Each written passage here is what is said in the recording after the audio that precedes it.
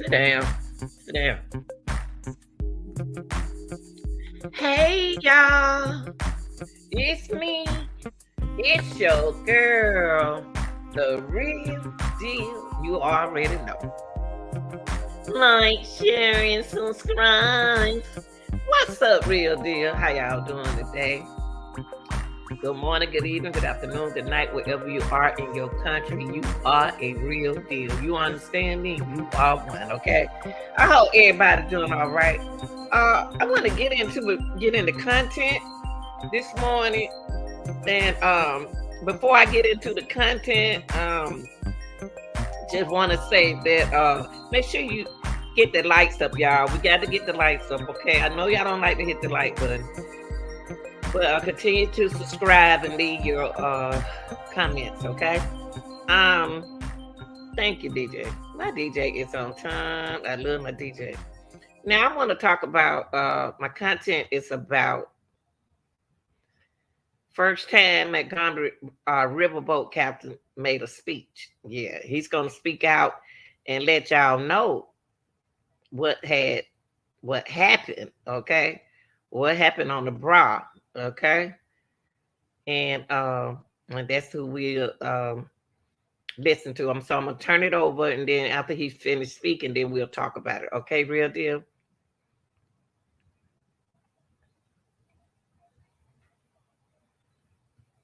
Brawl is speaking out for the very first time. He joins me live. But first, some new developments tonight in the investigation.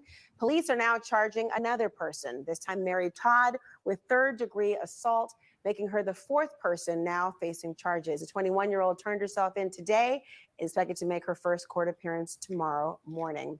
Earlier this week, police also charged three men with third-degree assault. That now viral and massive brawl broke out after Riverboat co-captain Damian Pickett, the man that you saw struck just now in the white shirt, asked a private pontoon boat to move so that his boat could park. Pickett, a black man, along with a 16-year-old white young man, were victims in the fight. Tonight, in an exclusive interview, the captain of that riverboat is speaking out about just what happened that day. Captain Jim Kittrell joins me now. Thank you for joining us today. First of all, we've all been watching. We've seen this video. Everyone has been talking about this. We see where the video picks up, but tell us what you saw happen.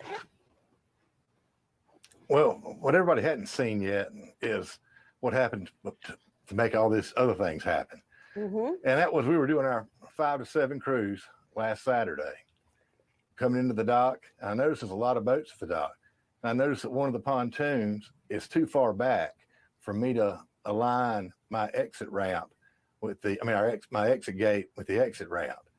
So I said, okay, well, so I blow my horn a few times, boop, boop, and nothing happens. So I did that another time, nothing happened. So I got on the PA and I said, folks in the pontoon boat there, could you please move your boat up a few feet so I can pull into the dock?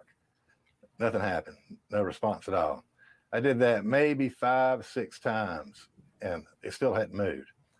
So I said, okay. So I said, listen now, I've got to get these people to the dock. I've got 200 passengers on here. I need you to move the boat forward.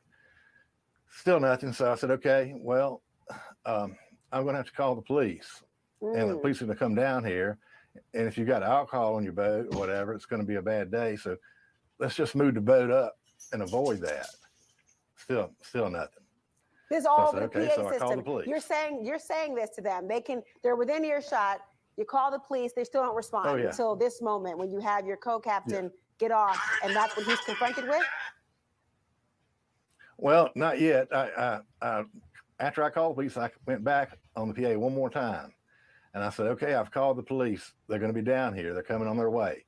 Well, the passengers and crew said they're shooting, they're flipping you off there, Captain. I said, okay. So I knew that I wasn't going to get any cooperation.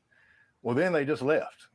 Everybody on the boat left off the dock. They're gone. As far as I know, they're gone. I didn't know. So I said, okay, what am I going to do now? About that time, a friend of mine who was the captain of the Sipping Cycle, he called me up. He was at the scene too. He was doing cruises. And he said, what you going to do, Captain? He said, I tried to talk to them to get them to move and they refused to move. I said, well, do you think you could come over here? Let me put a couple of deckhands on your boat and send them over there and let them move the boat for me. And that's common practice in the boat world. Yeah, sometimes you have to move a boat here and there just to fit in. It happens a lot like at fuel docks or whatever. You have to move the boat sometimes. It's not it's not unheard of to do something like that. Yeah. And so then when that happened, I mean, how did we then see that obviously these men were approached, they came back on the scene, either you thought they had gone, and then this violence escalates.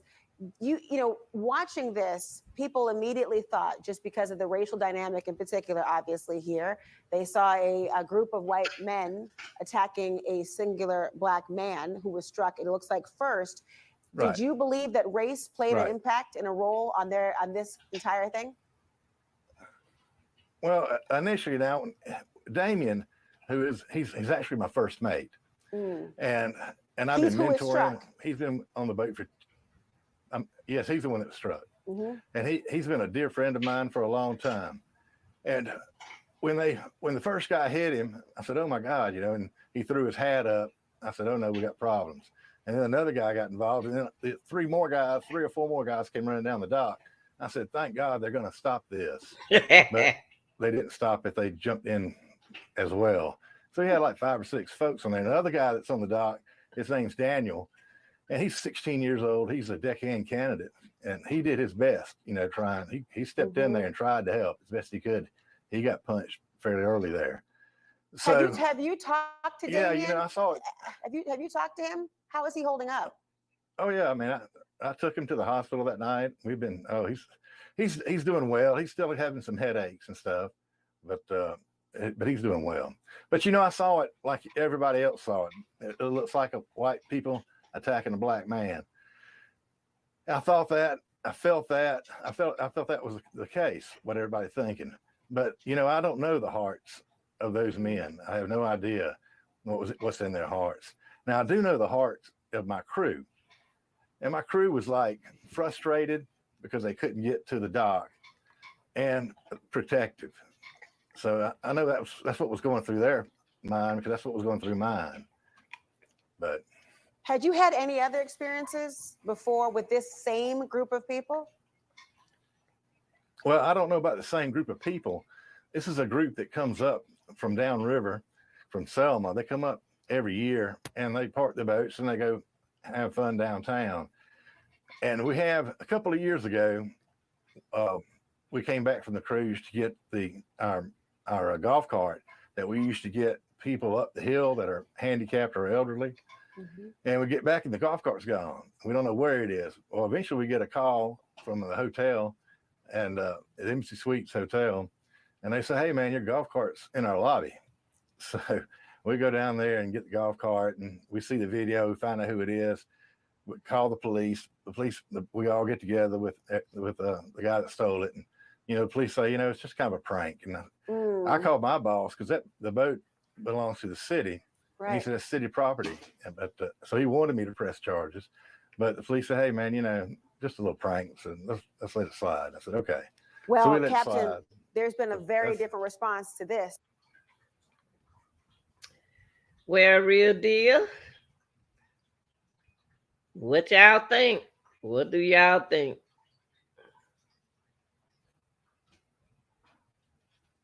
That don't make no sense. That didn't make any sense, y'all. But this captain spoke out, and he warned the people to move. They wouldn't move, and they don't run nothing. He runs the place. So he's the captain.